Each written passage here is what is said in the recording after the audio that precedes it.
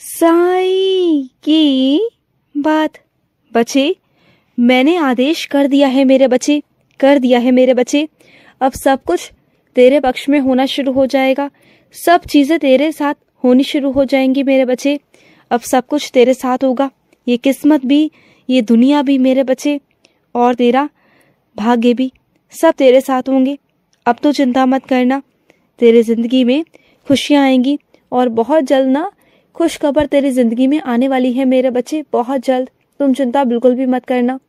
और सुनो, जो तुम्हारे ऊपर कर्जा है ना, जो तुम्हें चुकाना है मेरे बच्चे, और तुम बहुत परेशान हो कि कैसे चुकाओगे, तो सब हो जाएगा। बिल्कुल चिंता मत करना। तुम्हारे पैसों का इंतजाम मैं करवा रहा हूँ, और ऐसी जगह से हो जाएगा ना वो कि सब कुछ हो जाएगा। तुम बिल्कुल चिंता मत करना। और सुनो मेरे बच्चे, जिन रिश्तों में ना विश्वास ना हो, प्यार ना हो, तो वैसे रिश्तों को निभाने की कोई जरूरत नहीं मेरे बच्चे, क्योंकि वैसे रिश्ते ना खोखले हो जाते हैं। उन्हें जितनी बार तुम समेटने की कोशिश करोगे, पास लाने की कोशिश करोगे, उतनी बार वो दूर जाएंगे। वैसे रिश्ते अंदर से खोखले हो जाते हैं मेरे बच्चे। जो अपनी छोटी छोटी बातों को किसी और तीसरे इंसान से बताने लग जाए, करने लग जाए, दो लोगों की बात जब तीसरे इंसान तक पहुंचने लग जाए ना, तो वो रिश्ते खराब हो ही जाते हैं मेरे बच्चे। क्योंकि तीसरा इंसान कभी नहीं चाहेगा कि तुम्हारा रिश्ता बने, कभी नहीं चाहेगा, चाहे वो तुम्हारा अपना हो या पराया हो मेरे बच्चे। वो एक ही चार लगाकर ही तुम्हें कहेगा, और तुम्हें ऐसी सलाह देगा कि उस रिश्ते से तुम निकल जाओ। और तुम्हारा दिमाग इतना खराब हो जाएगा, तुम्हारी बुद्धि इतनी मलिन हो जाएगी ना, कि वो तुम्हारे ऐसे कान भरेगा कि तुम्हें भी लगेगा कि हाँ, ये रिश्ता बेकार है। और अगर वैसे में रहोगे ना, तो तुम्हारा रिश्ता सच में बहुत बेकार हो चुका है। और ऐसे में या तो दो रास्ते हैं, या तो आपस में बैठ के सुलझा लो, या अलग हो जाओ। क्योंकि जो तीसरा इंसान है ना मेरे बच्चे, वो कभी भी तुम्हारे रिश्ते को बनने नहीं देगा। तो यही है कि तीसरे इंसान को बीच में मत डालो। बार बार तुम हमेशा बार बार यही करने की कोशिश करते हो, और तुम जानते हो ऐसा करके तुम जो बाहर वाले लोग हैं ना, उनके हास्य का पात्र बन जाते हो। वो लोग तुम्हारी हंसी उड़ाते हैं पीठ पीछे। तुम्हें क्या लगता है कि तुम बहुत अच्छे काम कर रहे हो? नहीं मेरे बच्चे, तुम्हारे अंदर ना धैर्य नहीं है मेरे बच्चे। तुम्हारे अंदर बचपना बहुत है। तुम्हें समझ नहीं है मेरे बच्चे कि कहाँ पर कैसे आचरण करना है, कैसे व्यवहार करना है। तुम्हारे अंदर इतना गुस्सा है ना, इतना गुस्सा है कि तुम्हें खुद नहीं पता कि तुम क्या कर रहे हो। और सच कहूँ तो तुम्हें मानसिक तनाव है। तुम्हें अपने मानसिक तनाव को दूर करना चाहिए मेरे बच्चे। यही तुम्हारे लिए उपाय है। क्योंकि जब तक तुम्हारा मानसिक तनाव ठीक नहीं रहेगा, तुम किसी भी रिश्ते में अच्छे से नहीं रह पाओगे, बिल्कुल नहीं रह पाओगे। देखो, तुम जिसके चरित्र पर उंगली उठाने की कोशिश कर रहे हो ना मेरे बच्चे, वो वैसा इंसान नहीं है मेरे बच्चे। वो चरित्रहीन नहीं है। बस वो तुम्हें छेड़ने के लिए, मजाक करने के लिए ऐसे करता है, लेकिन वो चरित्रहीन नहीं है मेरे बच्चे। इस बात को समझो। और मैं जानता हूँ मेरे बच्चे, तुम अपने जिंदगी में ना बहुत थक चुके हो, बहुत परेशान हो चुके हो। अब तुम्हें लगता है कि इस जिंदगी का अंत कर देना चाहिए, लेकिन नहीं मेरे बच्चे, ये जिंदगी यही खत्म नहीं होती। ये जिंदगी कभी खत्म नहीं होती। सिर्फ और सिर्फ शरीर त्यागने से जिंदगी खत्म नहीं होती मेरे बच्चे। जो ये आत्मा है ना, ये तो अमर है मेरे बच्चे। आत्मा कभी भी मेरे बच्चे जा नहीं सकती, वो अमर है। मैं तुम्हें इस बार बहुत अलग अंदाज में शिरडी बुलाने वाला हूँ मेरे बच्चे। इस बार मेरे बुलाने का जो अंदाज होगा ना, वो सबसे अलग होगा। इस बार अलग तरीके से तुम्हें शिरडी बुलाऊंगा, और वो इत्तेफाकन होगा। और होगा मेरे बच्चे, जरूर होगा, जरूर मेरे बच्चे। और तुम जहाँ तक अपना सामान पहुँचाना चाहते हो ना, वही बीच में से मेरे बच्चे या तो वो टूट जाता है, या मेरे बच्चे वहां से गायब हो जाता है। तो अपने सामान को ना थोड़ा सुरक्षित तरीके से भेजो। एक ऐसी जगह से भेजो जो सामान तुम्हारा सुरक्षित वहां तक पहुंच सके, जहां तक तुम पहुंचाना चाहते हो। उस जगह से मत भेजो जहां से तुम्हारे साथ एक बार नुकसान हो चुका है। तुम्हारा जो सामान है वो इधर उधर हो चुका है, जो तुम्हारे सामने आज तक आया ही नहीं है, और आया है तो टूटा हुआ आया है। तो समझो इस बात को। अगली बार से ये गलती मत करना। चाहे मेरे बच्चे कुछ ज्यादा पैसे लग जाए, लेकिन मेरे बच्चे सुरक्षित अपनी जगह पर भेजना है तो अच्छी जगह से भेजना। और सुनो मेरे बच्चे, तुम आजकल बहुत थके थके रहते हो ना, तुम्हें बहुत नींद आती है ना, तुम्हें ना बिल्कुल सोने को नहीं मिलता है ना। तुम्हारे ऊपर इतना ज्यादा बोझ है, इतनी ज्यादा जिम्मेदारियां है ना, कि तुम इतना बोझ तले जीते हो ना कि तुम्हें ना सोना भी नसीब नहीं हो पाता। आराम भी नहीं कर पाते हो। रात भर काम, दिन भर काम, सोना तो जैसे तुम्हारे नसीब में ही नहीं है, है ना।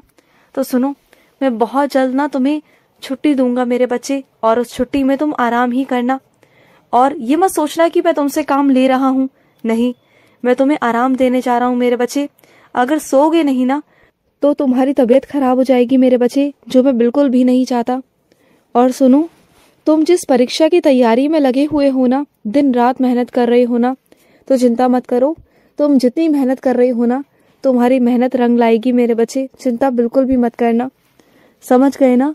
और सुनो मेरे बच्चे, अगर तुम्हारे घर के आसपास कोई कुत्ता है ना और वो भूखा है मेरे बच्चे, तो उसे थोड़ा सा दूध पिला दिया करो, इतना कर दिया करो मेरे बच्चे, या उसे बिस्किट खिला दिया करो, या उसे रोटी दे दिया करो, उसकी आत्मा को तृप्त कर दिया करो मेरे बच्चे। वो 1000 घर छोड़कर तुम्हारे चौखट पर आता है, जानते हो क्यों?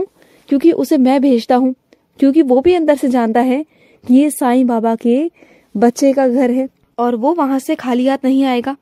तो वो तुम्हारे चौखट पे बहुत उम्मीदों के साथ आता है मेरे बच्चे। उसे खाली पेट मत जाने दिया करो, उसे कुछ ना कुछ खिला दिया करो मेरे बच्चे। और कुछ मेरे बच्चों ने नवरात्रों में खेतरी बोई है ना, तो करो मेरे बच्चे, करो। जो तुमने किया है वो बहुत अच्छा किया है मेरे बच्चे। जो तुमने कलश रखा है, उस पर नारियल रखा है ना मेरे बच्चे, तुम्हारे घर में बहुत बरकत होगी, चिंता बिल्कुल मत करना। और सुनो, जो तुमने अखंड दिया जलाया है ना, ये भी मुझे बहुत पसंद आया मेरे बच्चे। अखंड दिया 9 दिन तक तुमने जलाया, मुझे बहुत खुशी है मेरे बच्चे। इस अखंड दिए की रक्षा मैं करूंगा, तुम चिंता मत करना। तुम बस श्रद्धा और भाव से पूजा करते रहो। और सुनो, अगर गलती से तुम्हारा दीपक बुझ भी जाए ना मेरे बच्चे, तो घबराना मत, क्योंकि अशुभ कुछ भी नहीं होता, कुछ नहीं होता मेरे बच्चे। अगर जाने अनजाने कोई गलती हो भी जाए तो मुझसे माफी मांग लेना, मैं तुम्हें माफ कर दूंगा।